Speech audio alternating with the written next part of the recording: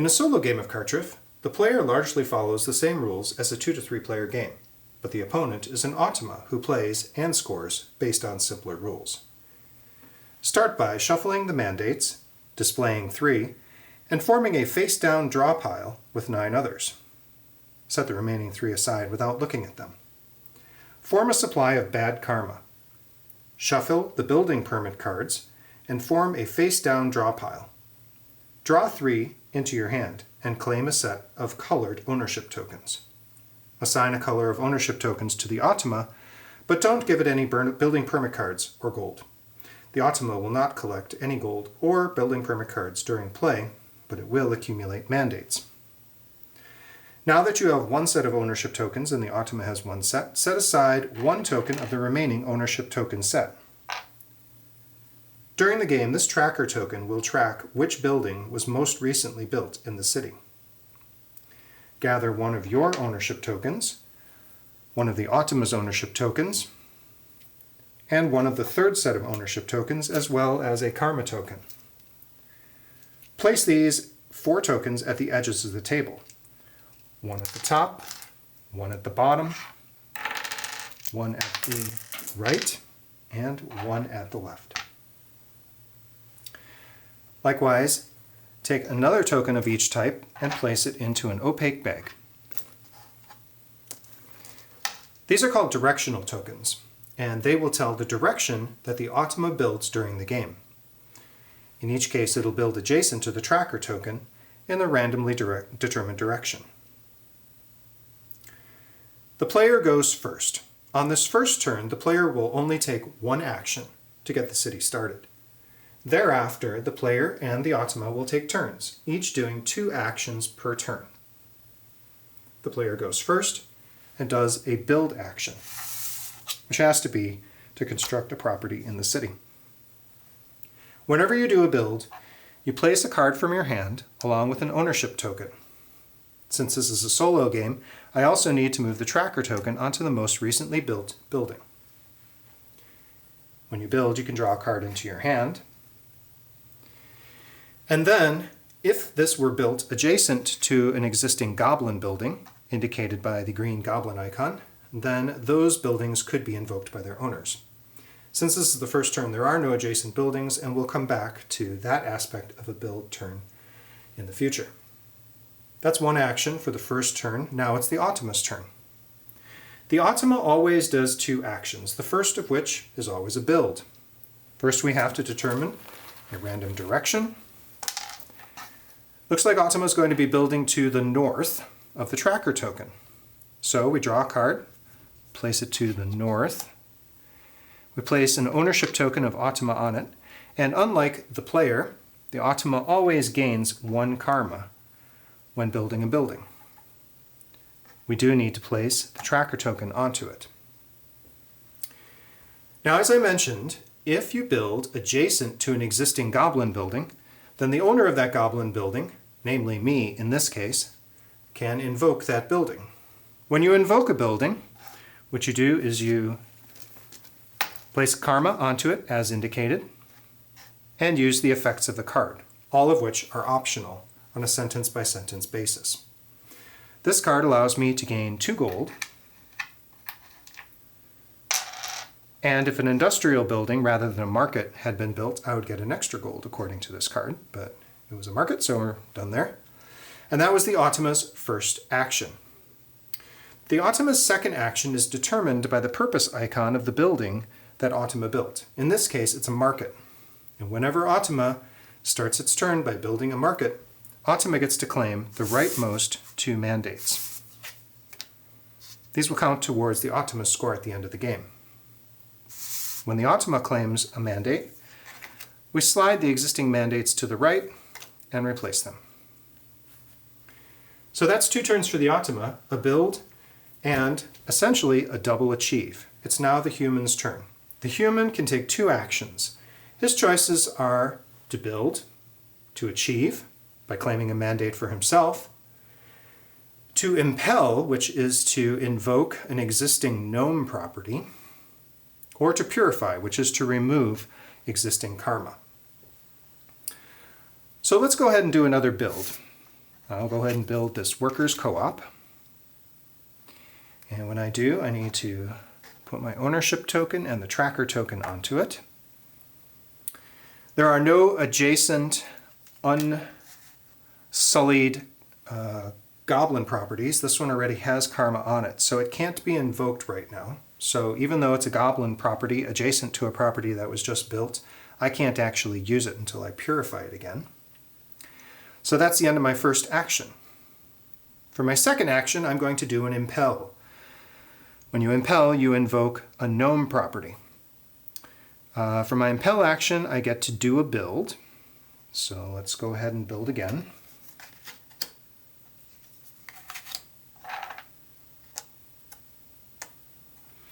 And there are no adjacent goblin buildings without karma, so there's nothing to invoke here. And I also forgot, but I needed to put a karma onto that and in the process of invoking it. Okay, and then gain 4 gold if the property that I built is adjacent to an opponent's property of the same purpose, and it's not. So that's that. My first action was to build the workers co-op. My second action was to impel those gnomes who live there. So that's the end of the human's turn. It's now Automa's turn again, and as before, I need to start by building. So let's take a token, and it looks like we're going to build north again. So we draw a card, go north.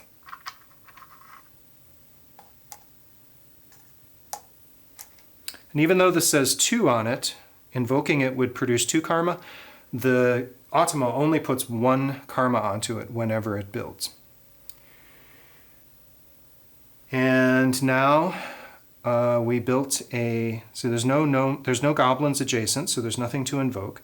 So it's the Automa's second turn, and Automa placed a sanctum. When the Automa builds a sanctum, the Automa removes the karma from the Automa's new property, as well as 1 karma from each adjacent property, including any owned by the player. So we remove this and put it here. And adjacency is always orthogonal in this game. It's never diagonal. So this karma stays here, even though Automa is in the process of removing karma from all adjacent properties. The adjacency is never diagonal. Okay, so that's Automa's first action, was to build.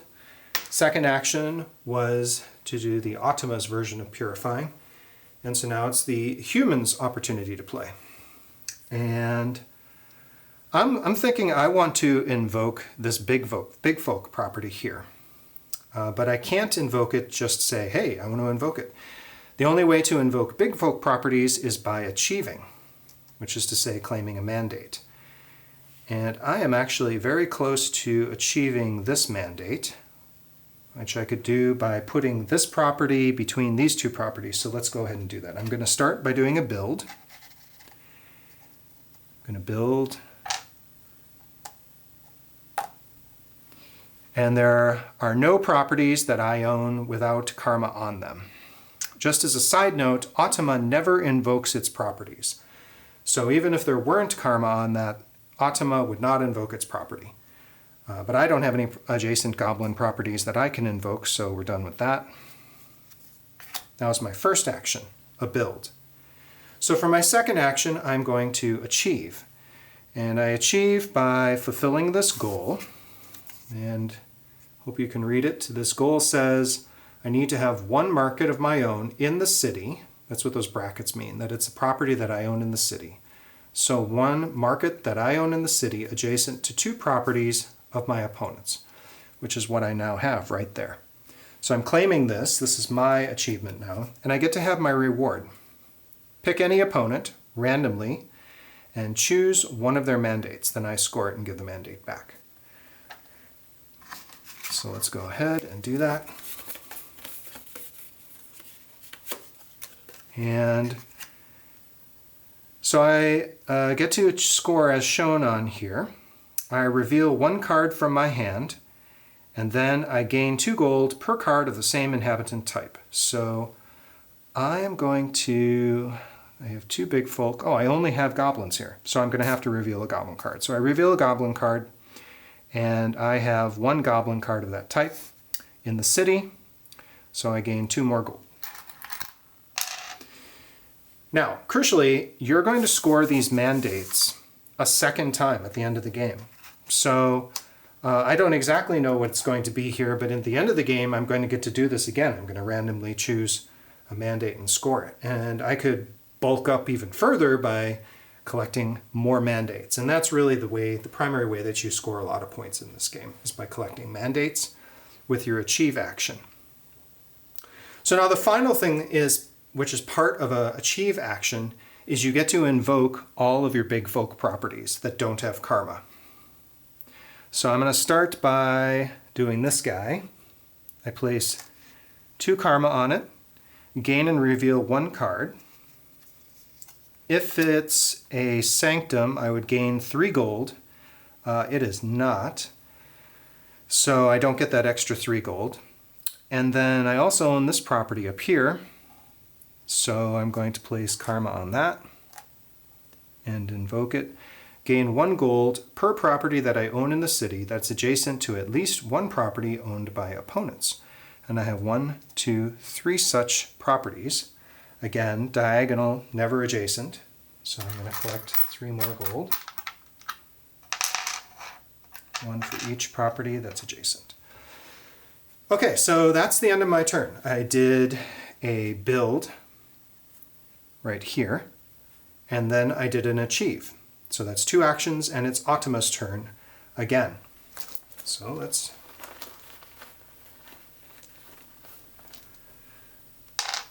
so I can't build that direction because there's already something in the way. And in fact, there's something in all directions except north. So I could repeatedly draw, but the point is, Automa is going to have to build to the north. So Automa has drawn this, places ownership token onto it, and 1 karma. And when Automa gets a sanctum, then the Automa removes 1 token from there, as well as the adjacent 1 token, not 2. So he's helped me out there by removing some of my pollution. Very nice, Automa. That's 2 actions, a build and his version of purify. So now it's my turn. And I'm going to illustrate the purify action as it works for a human. So we've got the build, we've got the impel, we've got the achieve, and we've got purify. When you purify, you may remove 1 karma from each property that you own. So I have 4 properties, and I may remove 1 karma from each of those properties. And I place those back up there, and you get 1 gold as a reward from your local goblin guild for cleaning up the city for each of those that you remove. So that gets me 4 gold, and I'm just going to trade this 1 for a 5. All right, that was 1 action. And the nice thing about that is now this, and even that all can be invoked another time, if I so choose. So now that I've cleared off my workers' co-op, I'm going to invoke it again by doing an impel action, which means putting karma onto it, and then I do the effect, which in this case is to build. So let's build, oh, I don't know, let's just build the counting house. Not that, this. Okay, and actually I'm going to build right here, because in doing so I've now built adjacent to one of my goblin properties that doesn't have karma on it, so I get to invoke it again. And I'm going to do that, which gets me an additional 2 gold. I actually probably could have done even better if I had built a workshop. I would have gotten an additional gold there, but c'est la vie. We're moving on. That's 2 actions. First I did a purify, then I did an impel. So the Automa gets 2 actions. First we need to draw a directional token. And we're building to the east. So we built the Artificer's headquarters here. And this is the 3rd type of purpose icon, the Industrial Workshop. And when the Automa builds an Industrial Workshop, it always does a 2nd build. So let's put this back in there. And this build goes again to the east.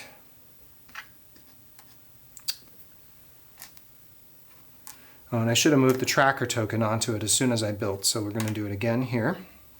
So the tracker token always is supposed to mark the most recently built building, and that's the end of the Automa's turn.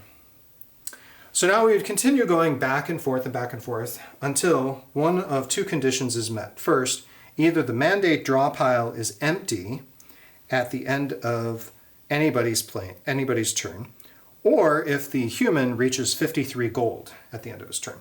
Then the other player would get to have one final turn, and then we score. And again, when we score, the human gets to score all of his mandates a second time. So whatever mandates you have, you get to score them again. The Automa's final score is always equal to the number of mandates that the Automa has collected, plus the number of properties that the Automa has in the city. And then you multiply that sum by the number of karma that the Automa has in the city. So right now it's 1, 2, 3, 4, 5, 6, 7 times 1, 2, 3. So the Automa would have 21 points, considerably ahead of the human. On the other hand, I think I'm accumulating a strong position here and would easily catch up. And whoever has the highest score is the winner. In the case of a tie, the human being wins. That's how you play the solo version of Cartref, minus a few very minor rules that I'll refer you to the reference cards, just to cover those points. In a 2 to 3 player game, the humans play essentially the same way as I've been playing here. The only major differences are you don't keep a tracker token,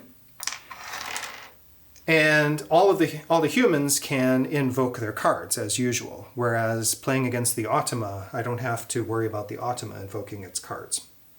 So I hope you're going to enjoy Cartref. There's a preview print and play available online, and I'll put the URL in the comments. Thank you for your interest.